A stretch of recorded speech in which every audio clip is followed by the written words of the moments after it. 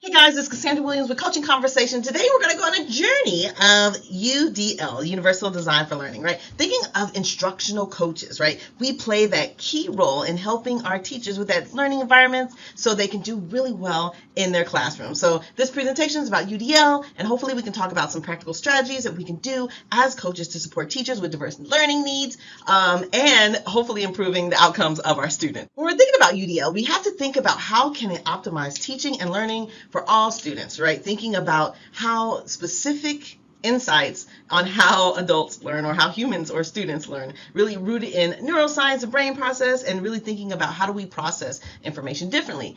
Instead of expecting all students to do the same, right, we have designed this flexible approach to learning to accommodate some of our students, where it's multiple means of engagement, thinking of like what's the why of learning, multiple means of representation, and that's the what of learning, and then multiple action expressions of like the how to learning. So when we think of these networks, we have to figure out what type of network, right? Effective network, right? Are we connecting the engagement to the principal? Are we monitoring students' emotions? Are we motivating, right? Or are we determining what are the priorities? And how are we supporting student investment in their own learning?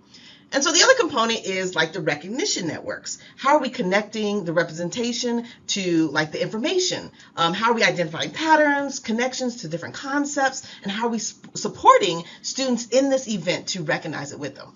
And then the third component is really thinking about our strategic networks. What are we doing to connect the action with the expression? And then planning and how are we performing the task, really organizing how are we expressing our ideas, and how are we supporting students while they're demonstrating their learning. So our role as an instructional coach is kind of to bridge the gap between kind of theory and our classroom practice, the actual practical implementation. So thinking about what are we doing with our interactions? How are we demonstrating the effectiveness while building teacher capacity?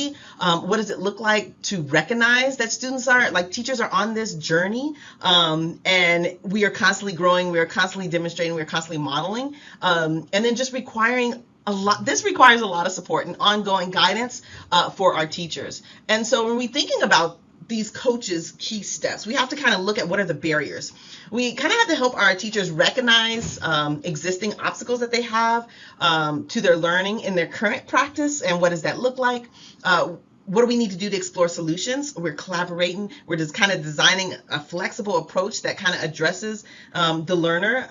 And then we have to implement the strategies, really being able to support teachers in applying UDL principles to their lessons as well as their assessments. And then the last and final piece, I think, is a struggle for coaches and teachers in UDL is really being able to have them reflect on the outcomes, right? How do they analyze their, what effect that this has had, and how do we redefine our approaches based on the student response? So as an instructional coach, you can definitely help your teachers by having the shift from kind of reactive to the proactive stance, really thinking about like what does it look like for inclusion, having teachers anticipate and plan for learner variability, thinking about from the start, rather than kind of being reactive with like supports for learning, and just thinking about what can we do to make sure all learners are benefiting, reducing the need for intervention, and really working hard to promote a sense of belonging throughout the lesson.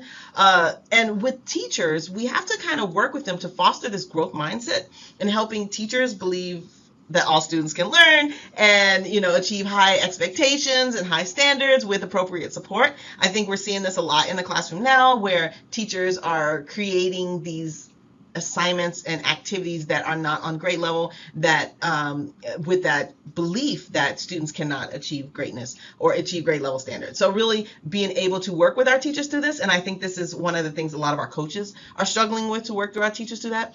And then expanding our teachers' instructional strategies that they have available to them by kind of introduce them to like a variety of content, variety of delivery methods, and a variety of ways to kind of garner student engagement, and a variety of ways to like tackle assessment. So being able to strengthen this piece of assessment and to build these skills, these teacher skills with formative and summative assessments, to gather meaning from all these data points, right? It's a lot, but these are kind of the principles of UDL. And so this is the training that needs to to take place in your school if you are working with teachers on UDL. So this goes through the very fabric of improving a lesson plan and differentiating instruction, right? Thinking about the flexible pathways. I mean, I don't see it as much as I would love to see it, but if we're thinking about how do we give the best to our individual students, we think about flexible pathways rather than kind of modifications after the fact. So I think as a coach, we are guiding our teachers in designing the lessons that incorporate multiple means of engagement, multiple means of representation and expression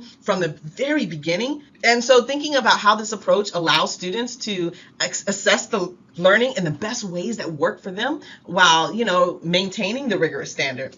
And so really thinking of the focus from this special accommodation to universal access design. And so really being able to kind of get rid of the one size fits all and think about multiple pathways design from the beginning, student choice, embedding in it, and think about flexible assessments. Oh my gosh, we're speaking my love language, but this transition is a challenge and it involves experimentation and it involves a lot of teacher support with teacher confidence to do these things, whether they're looking at like specific barriers to learning or, you're leading advanced practice with student-directed learning, or even thinking about what is the technology piece and the technology integration and the continuous refinement of our lessons over time that relates to students' needs. So I think this takes a lot of work. So when students encounter these barriers without adequate support, that has this frustration level that often leads to student disengagement and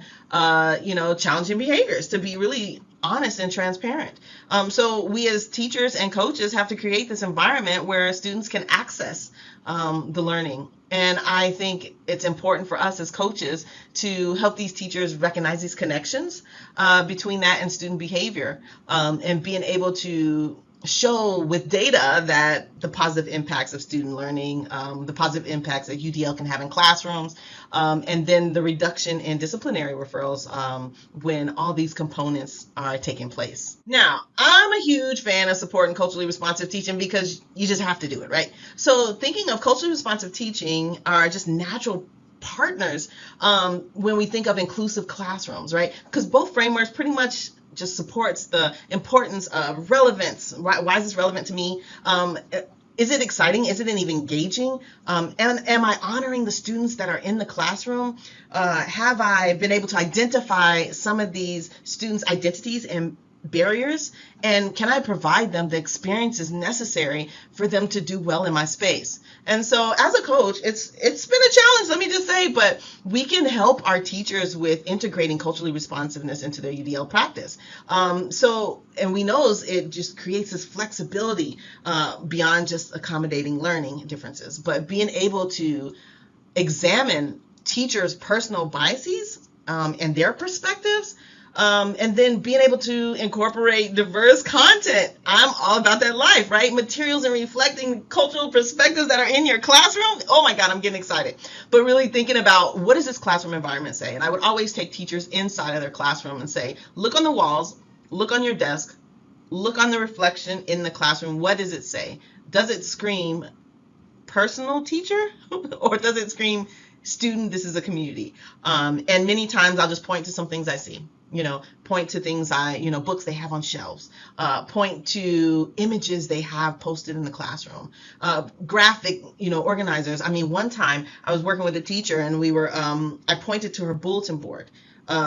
And just so thinking about, what does your community, your classroom community represent, and does it represent your families and your parents that you are serving? So UDL is powerful, right? We know it's a powerful framework for kind of analyzing some of the classroom observation, data, analyzing student work. And so as coaches, we need to guide our teachers in using this principle to kind of just look at some of the evidence of our student learning and to make informed decisions, not only as a coach, but as a principal. So this kind of approach shifts the conversation away from these students, right, to very being solution oriented. How can we use this data to analyze? How can we provide better access to learning, right? And so the conversation is much more productive when we're focusing on concrete strategies rather than this vague idea of what it could be. And so the graph below kind of just talks about student engagement. What are we doing for instructional flexibility, student agency, which I rarely see in some of our classrooms, accessible materials, and just test assessment options compared to our traditional approach to testing. Now, I'm a big fan. You need to try it today. Now, this is a lot. If you are a coach, you should try pieces of it, right? Thinking of, your coaching practice doesn't require a complete, like, I'm going to take this over, I'm going to overhaul, right? But of course, I'm always about start with small strategic changes to kind of demonstrate the effectiveness, to kind of build that momentum. And then, of course, model. We have to model some of these principles ourselves, offering teachers to kind of grapple with what it looks like to engage, to think about, like, how do we get this information? How do we represent and demonstrate the learning?